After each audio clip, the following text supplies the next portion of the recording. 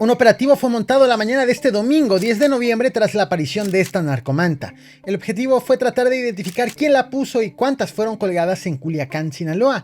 Esta manta contenía una amenaza dirigida al gobernador para pedirle que cancele la feria ganadera, esa feria que todavía no inicia y ya dio mucho de qué hablar. Primero, porque se hará en medio de la guerra entre los chapitos contra los mayos. Segundo, porque sicarios ya balearon y quemaron las instalaciones de la taquilla. Y tercero, porque finalmente ya amenazaron al gobernador para que la cancele. La presión ha sido tan grande que hace unas horas el gobierno del estado finalmente se pronunció sobre la posibilidad de cancelar la feria. En este video no dejaré ni un cabo suelto sobre lo que ocurre alrededor de este evento, que ha llegado acompañado del uso de artefactos explosivos de la delincuencia organizada en la capital de Sinaloa. Esos artefactos que apenas la semana pasada el gobernador celebraba que no se habían empleado en Culiacán.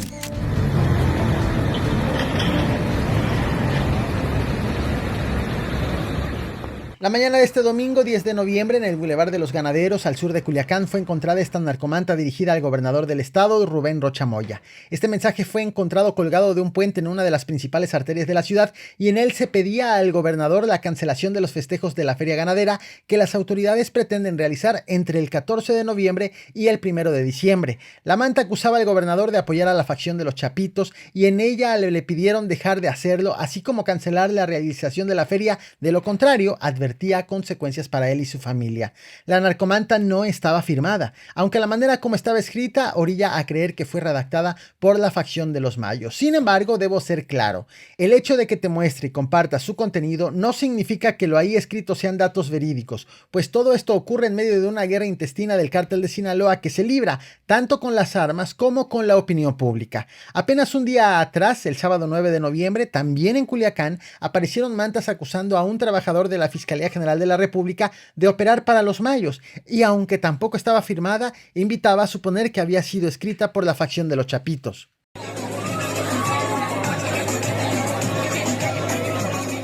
La Feria Ganadera es uno de los eventos más importantes en el calendario social y económico de Sinaloa y atrae a cientos de expositores, productores, así como a miles de visitantes locales y de otras regiones del país. Sin embargo, en este 2024, la feria ha estado en el centro de la polémica debido a la creciente violencia y a las amenazas dirigidas hacia sus organizadores y ahora hacia el gobernador. Por un lado, las autoridades la impulsan para tratar de reactivar las actividades y el comercio en la región, que se ha visto severamente afectado por la ola de violencia, mientras que por el otro, algunos ciudadanos consideran imprudente su realización debido a la crisis de seguridad que se vive en la capital. Justo en medio de este contexto de violencia, este mismo 10 de noviembre, el gobierno de Sinaloa anunció que mantiene en pie la realización del operativo de seguridad diseñado especialmente para la feria ganadera. El operativo fue anunciado el 6 de noviembre y en menos de 24 horas, hombres armados dispararon contra las taquillas y le prendieron fuego. En esa ocasión, el gobierno de Rubén Rocha aseguró que la feria se mantenía en pie y que el ataque había sido posible porque, aunque se anunció un operativo, este todavía no comienza, pues este dará inicio el 13 de noviembre, un día antes de la inauguración de la festividad. Mira.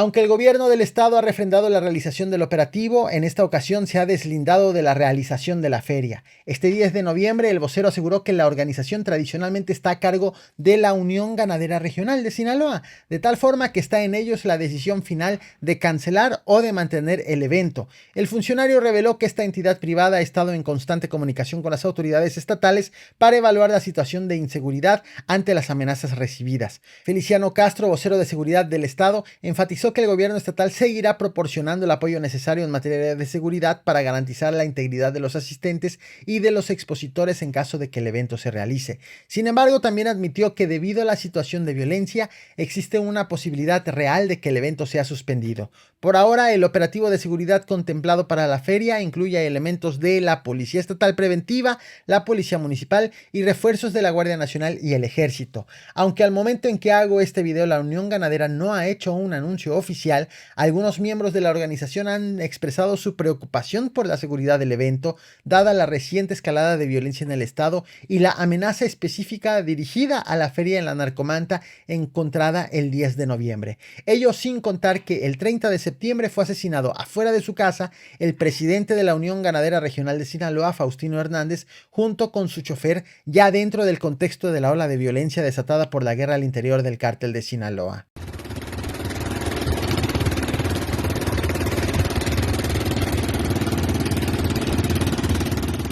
Adicional a los hechos relacionados con la feria, en Culiacán y sus alrededores han ocurrido más casos de violencia en las últimas horas. El sábado 9 de noviembre, un grupo de hombres armados bloqueó la carretera Culiacán-El Dorado. Para efectuar el bloqueo, los agresores robaron y atravesaron un tractocamión y varios camiones de carga en la carretera. En redes sociales circularon reportes de ponchallantas en la carretera que provocaron daños a vehículos y limitó el tránsito en la zona. Durante el bloqueo, testigos reportaron haber escuchado disparos, lo que generó una respuesta inmediata de las Fuerzas Armadas.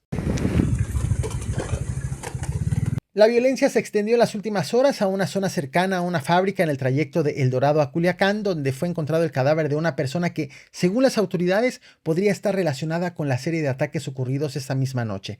Además, en las inmediaciones del Puente 12, cerca de un punto conocido como El Trébol, fue encontrado un hombre con signos de tortura, aunque con vida, por lo que tuvo que ser hospitalizado. En tanto, en el poblado de Carboneras fue encontrada una persona sin vida con los ojos vendados y atada, mientras que en la colonia Colinas del Rey, en El Dorado, se reportó el hallazgo de otra víctima, en tanto que en el municipio de Rosario fue hallado un cuerpo en avanzado estado de descomposición en un área rural. Te presento a Simón Malpica Hernández. Él fue secretario de Seguridad Pública de Mazatlán. El pasado sábado 9 de noviembre fue asesinado en este municipio. El ataque ocurrió en la colonia Benito Juárez, donde el exmando fue baleado en repetidas ocasiones. Los servicios de emergencia trasladaron al exfuncionario a una clínica particular, sin embargo, llegó sin vida. Simón Malpica había trabajado anteriormente como subdirector operativo y posteriormente como secretario de la Policía Municipal de Mazatlán hasta su jubilación. Las autoridades han mantenido en resguardo la clínica donde ingresó sin que se reporten alertas. Sobre este hecho, las autoridades no han informado sobre un solo detenido o sospechoso siquiera. Sin embargo, a quien sí detuvieron ese mismo 9 de noviembre fue a un agente activo de la Fiscalía General del Estado de Sinaloa. Elementos de la Guardia Nacional lo sorprendieron conduciendo un vehículo con reporte de robo. Repito, un agente de la Fiscalía Estatal detenido por conducir un auto robado. Pero hay más. La captura ocurrió tras una breve persecución en la que el funcionario intentó darse a la fuga. Los elementos de la Guardia Nacional informaron que el agente portaba armas y radios de comunicación y autoridades están revisando si su uso estaba permitido dentro de las funciones del agente o si su posesión constituía una violación a los protocolos de la Fiscalía. La captura fue confirmada por el secretario de Seguridad Pública Estatal, Gerardo Mérida Sánchez, quien explicó que el agente fue puesto a disposición de un juez de control para determinar su situación legal y esclarecer su relación con el uso del vehículo robado y el armamento que llevaba. Por su parte, la fiscal general Claudia Zulema Sánchez indicó que colaborarán en la investigación para deslindar responsabilidades y tomar las medidas correspondientes en caso de que se confirme alguna irregularidad en la actuación del agente detenido.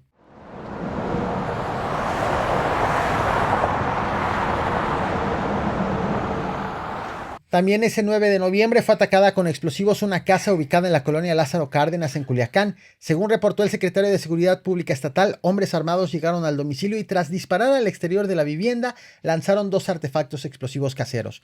Uno de estos dispositivos detonó y provocó un boquete en la entrada de la casa, mientras que el segundo explosivo quedó intacto en el lugar. El secretario explicó que pese a la gravedad del ataque, el hecho no es clasificado como un acto de terrorismo, debido a que consideró que se trató de una agresión dirigida y no de un intento de intimidación hacia la población en general.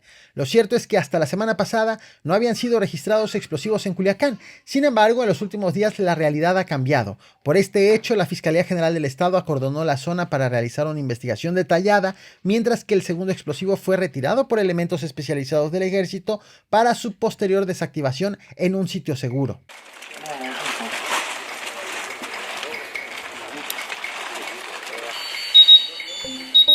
Las noticias en torno a las actividades del cártel de Sinaloa no solamente han llegado desde Culiacán o desde Sinaloa. El 9 de noviembre, la Policía Nacional de España informó sobre la detención de un químico vinculado al cártel de Sinaloa, específicamente a la facción de los Chapitos, en un operativo realizado en el municipio de Yuncos, en Toledo, que incluyó múltiples allanamientos en propiedades de la región. En ese operativo, las autoridades arrestaron a 16 personas y desmantelaron 2 laboratorios clandestinos dedicados a la producción de drogas sintéticas. En estos laboratorios, la policía española incautó 125 kilos de base de coca, más de 6 kilos de metanfetaminas, casi 31 kilos de clorhidrato de coca, 7.500 litros de precursores químicos y 21.000 euros en efectivo.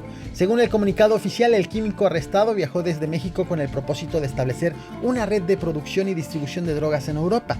Las autoridades españolas detallaron que la investigación inició en julio de este año, cuando se recibieron reportes de una vivienda en Yuncos que presentaba un movimiento inusual de personas y de vehículos, lo cual levantó sospechas de que operaba como un punto de narcotráfico. Tras meses de vigilancia y recopilación de información, los agentes ampliaron el operativo al identificar otras propiedades que funcionaban como centros de producción de drogas. La localización aislada de estos laboratorios y las estrictas medidas de seguridad que tomaban los integrantes de esta organización dificultaron el proceso de investigación. Sin embargo, finalmente la policía logró identificar a los principales responsables y llevó a cabo los arrestos y los decomisos.